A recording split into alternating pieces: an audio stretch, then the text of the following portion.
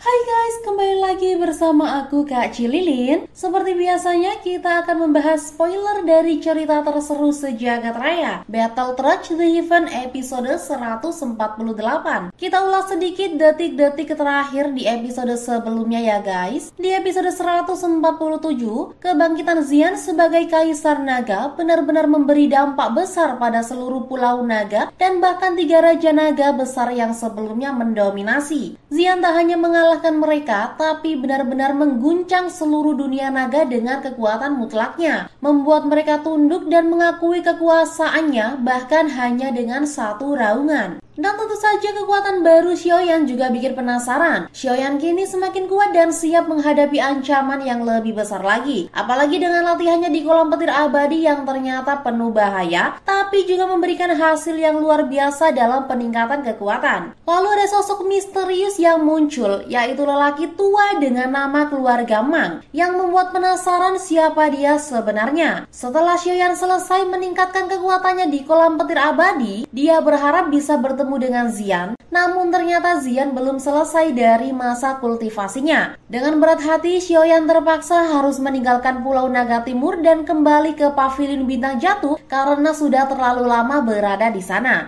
Nah, pasti udah gak sabar kan menantikan kelanjutan ceritanya? Baiklah, kita langsung saja gaskan kelanjutan ceritanya.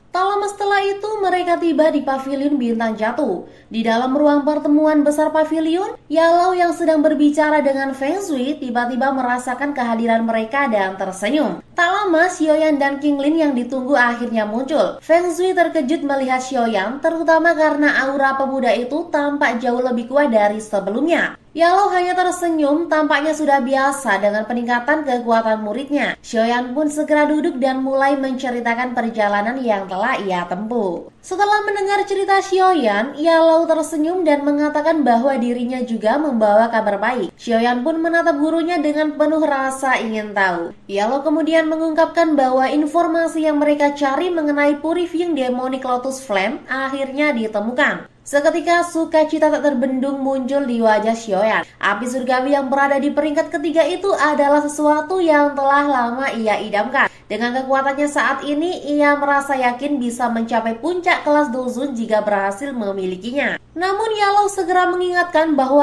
api surgawi tersebut sangatlah misterius. Bahkan dirinya sendiri belum pernah melihatnya secara langsung.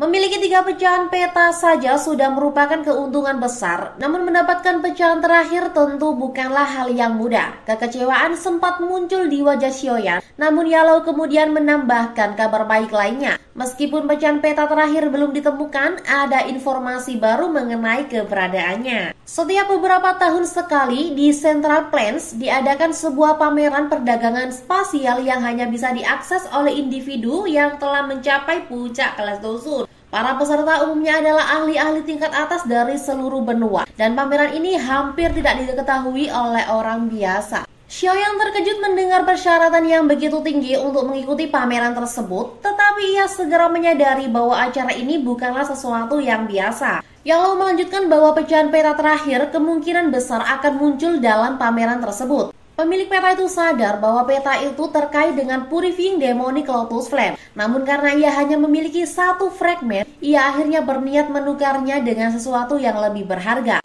Menyadari hal ini, Xiaoyan tahu bahwa mendapatkan pecahan terakhir akan jauh lebih sulit dibandingkan sebelumnya. Namun ia tidak punya pilihan lain. Jika ia melewatkannya, api surgawi itu mungkin akan selamanya berada di luar jangkauannya. Dengan tekad yang bulat, Xiaoyan bertekad untuk mendapatkannya bagaimanapun caranya. Selama ini ia telah berjuang keras untuk mengumpulkan 3 pecahan peta dan menyerah bukanlah pilihan. Selain itu, dengan Purifying Demonic Lotus Flame, ia akan memiliki kekuatan yang cukup untuk menghadapi Hall of Soul dan mengalahkan musuh-musuh kuat seperti Tianzun. Sementara itu, Yalao melanjutkan bahwa pameran perdagangan spasial ini bukanlah hanya tentang peta kuno, tetapi juga tempat di mana banyak harta langka muncul, bahkan keterampilan Douglas Tian yang sangat sulit didapatkan. Xiaoyan semakin tertarik mengingat betapa langkanya keterampilan Douglas Tian, yang bahkan kelompok-kelompok super pun jarang memilikinya, dan sebagian besar adalah warisan yang dijaga ketat oleh sekte-sekte besar.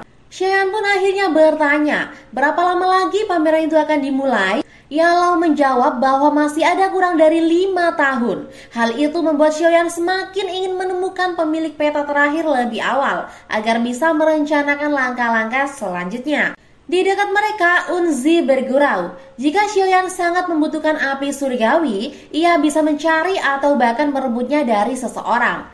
Mendengar hal itu, Yalou menyebutkan bahwa klan Yan adalah faksi dengan koleksi api surgawi terbanyak. Xiaoyan merasa asing dengan nama klan tersebut. Yalou kemudian menjelaskan bahwa klan Yan adalah salah satu dari 8 klan kuno. Kelompok faksi tersembunyi dengan kekuatan luar biasa. Dunia yang selama ini diketahui oleh Xiaoyan ternyata masih jauh lebih luas dari yang ia bayangkan. Apa yang disebut sebagai 1 aula, 1 menara, 2 sekte, 3 lembah, dan 4 paviliun hanyalah struktur permukaan. Di baliknya ada faksi-faksi sejati yang tersembunyi lebih dalam. Xiaoyan semakin penasaran dan bertanya siapa saja yang termasuk dalam 8 klan kuno tersebut. Yalou menjawab, selain klan Gu, ada klan Hun, Aula Jiwa, klan Yan, klan Yao, klan Shi, klan Lei, dan klan Ling. Namun ada satu klan lagi yang sudah ditinggalkan, yaitu klan Shou, yang merupakan keluarga asalmu. Xiaoyan terkejut mendengar hal itu. Ia merasa seolah telah menemukan bagian dari masa lalunya yang belum ia ketahui. Ia tidak pernah menyangka bahwa klan kecilnya di Kekaisaran Jiama memiliki sejarah yang begitu agung. Jika klan Xiao dulu adalah bagian dari 8 klan kuno, mereka pasti memiliki kekuatan besar. Namun waktu telah menghapus kejayaan mereka hingga yang tersisa hanyalah kenangan yang hampir terlupakan. Yalou menjelaskan bahwa klan Xiao pernah melahirkan seorang Dodi, sehingga garis keturunan Xiaoyan seharusnya mengandung darah seorang Dodi. Namun garis darah itu perlahan memudar hingga habis setelah generasi leluhur Xiaoyan yang bernama Xuan. Tanpa Dodi baru yang menghidupkan kembali garis keturunan tersebut, klan Xiao akhirnya mengalami kemunduran yang tak terelakkan. Xiaoyan mengangguk pelan, merenung. Selama ini ia memang tidak merasakan kekuatan dari garis darah Dodi dalam dirinya. Semua pencapaiannya adalah hasil dari kerja keras dan usahanya sendiri, bukan warisan dari garis keturunan. Meskipun begitu, ia tidak merasa kecil hati. Dengan atau tanpa garis darah Dodi, ia yakin dirinya bisa mencapai puncak kekuatan dan membangkitkan kembali kejayaan klan Xiao. Yalou tersenyum puas melihat sikap tegar Xiaoyan. Ia percaya bahwa suatu hari nanti, muridnya akan membuat dunia mengingat kembali nama klan Xiao. Saat percakapan berlanjut, Xiaoyan tiba-tiba menyadari sesuatu dan menatap Yalou dengan tajam. Ia merasa bahwa gurunya mengetahui banyak hal tentang 8 klan kuno. Dengan penuh rasa ingin tahu, ia bertanya, apakah Anda memiliki hubungan dengan klan Yao? Mendengar hal itu, Yalou tersenyum samar. Di balik senyumannya ada kesedihan yang tersembunyi. Ia mengakui bahwa dirinya memang berasal dari klan Yao, namun ia adalah seseorang yang telah ditinggalkan oleh klannya sendiri. Xiaoyan terkejut mendengar bahwa gurunya pernah ditinggalkan oleh klan Yao. Meskipun memiliki keterampilan pemurnian obat yang luar biasa, Xiaoyan berpikir bahwa Yalou seharusnya menjadi sosok yang dihormati, namun kenyataannya berbeda. Yalou menjelaskan bahwa garis keturunan Dodi dalam tubuhnya sangatlah tipis, sehingga ia dianggap tidak berharga oleh klan Yao. Status dalam klan kuno seperti itu ditentukan oleh kemurnian darah, dan karena kelemahan dalam garis keturunannya, ia dikeluarkan setelah gagal dalam sebuah misi. Setelah meninggalkan klan, Yalou mengabdikan diri pada seni penyempurnaan pil sambil mengembara di dataran tengah selama hampir 1 abad. Awalnya ia berharap klan Yao akan memanggilnya kembali setelah melihat pencapaiannya, namun harapan itu perlahan memudar seiring berjalannya waktu. Bagi Yalou, klan Yao hanyalah tempat kelahirannya, bukan rumah yang ia rindukan. Ia telah kehilangan kedua orang tuanya sejak kecil dan tidak memiliki banyak kenangan tentang mereka. Bahkan di dalam klan, hanya sedikit yang mengetahui bahwa ia pernah menjadi bagian dari keluarga Yao, termasuk Hall of Soul yang bahkan tidak menyadari keberadaannya. Xiaoyan memahami bahwa gurunya telah lama merasa ditolak oleh klannya. Namun dengan kekuatan yang dimilikinya saat ini, Yalou bisa saja kembali jika ia menginginkannya. Tetapi bagi Yalou, kembali ke sana tidak lagi berarti apa-apa. Ia ingin membuktikan bahwa seseorang tanpa garis keturunan Dodi pun bisa menjadi ahli hebat, dan bahwa murid yang dilatihnya sendiri bisa melampaui mereka yang memiliki darah keturunan Dodi murni. Xiaoyan mengangguk merasa semakin tidak suka dengan klan Yao. Yao pun mengakhiri pembicaraan tentang masa lalunya dan mulai menjelaskan tentang ke-8 klan kuno yang ada di dunia.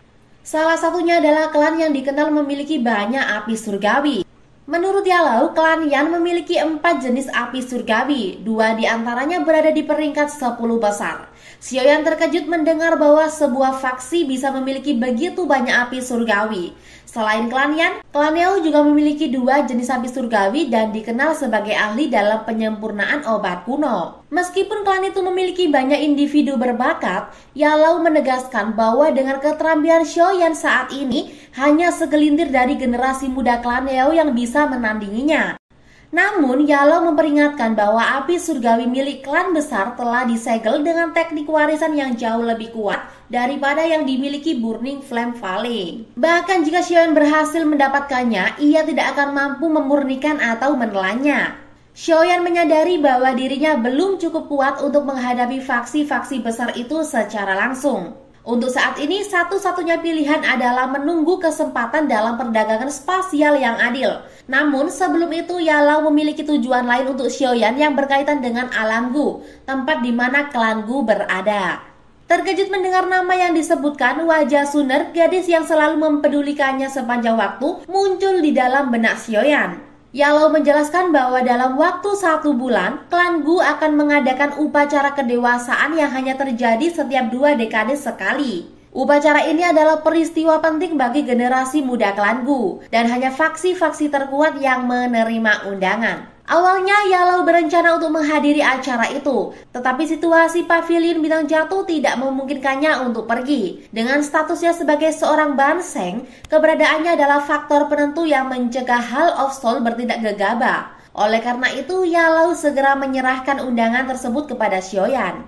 Xiaoyan tertegun menatap undangan batu giok hitam di tangannya dan merasakan kehangatan yang samar merambat dari permukaannya. Ini adalah kesempatan besar untuk mengukuhkan posisinya di antara para ahli top di benua. Yao mengingatkan bahwa Suner memiliki garis keturunan Doudi yang paling sempurna di dalam klan Gu, menjadikannya sosok yang sangat dihormati. Jika Xiaoyan ingin bersamanya, perjalanan yang harus ia tempuh tidak akan mudah. Xiaoyan pun mengangguk, tekadnya semakin bulat. Tidak ada kekuatan yang bisa menghapus jejak Suner di hatinya, bahkan klan Gu yang sangat kuat sekalipun. Sebelum berangkat, Yao menyarankan agar Xiaoyan membawa Tian Hou Zunzi dan dokter peri kecil bersamanya. Tian Hou Zunzi telah mendapatkan kembali kekuatannya hingga tingkat Dozun bintang 6. Sementara dokter peri kecil telah pergi ke sebuah makam tua untuk menemukan metode yang bisa membantunya mengendalikan tubuh racun secara sempurna. Yao juga menjelaskan kepada Xiaoyan mengenai asal-usul pil racun yang digunakan oleh dokter peri kecil. Xiaoyan terkejut mengetahui bahwa metode piosin pil yang digunakan bukanlah ciptaan Yao, melainkan berasal dari seseorang yang juga memiliki tubuh racun di masa lalu. Orang itu tidak seberuntung dokter peri kecil dan hanya mampu menciptakan metode pengendalian saat hampir mati. Jika dokter peri kecil berhasil, ia akan menjadi orang pertama dalam sejarah yang benar-benar menguasai tubuh racun.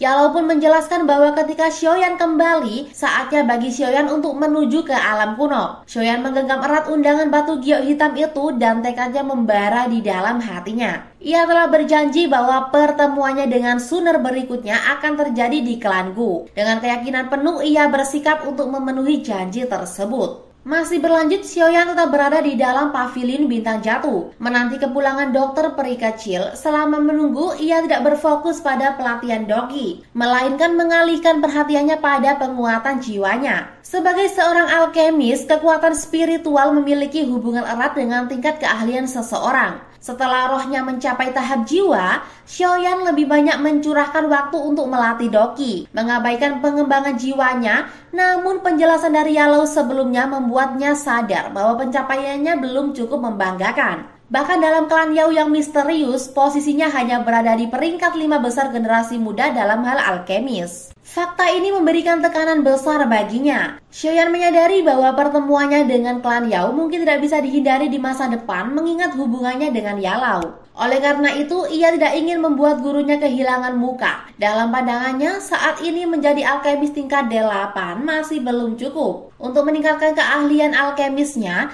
ia harus memperkuat kekuatan spiritualnya. Namun 4 tingkat besar dalam pengembangan kekuatan spiritual, yakni makhluk hidup, jiwa, surga, dan bumi, bukanlah tahapan yang bisa dicapai hanya dengan keinginan semata. Saat ini Xiaoyan berada di tahap jiwa awal. Dalam hal kekuatan spiritual, ia setara dengan ahli tingkat jiwa menengah. Namun karena kurangnya latihan dalam beberapa waktu terakhir, perkembangan spiritualnya berjalan lambat. Ia menyadari bahwa di masa mendatang, ia harus menyeimbangkan pelatihan doki dan kekuatan spiritualnya karena keduanya memiliki peran yang sangat penting dalam perkembangan diri. Dengan tekad yang bulat, ia mengepalkan tangannya. Sebuah gulungan kuno muncul di genggamannya. Warna gulungan itu kuning gelap, menandakan usianya yang telah sangat tua.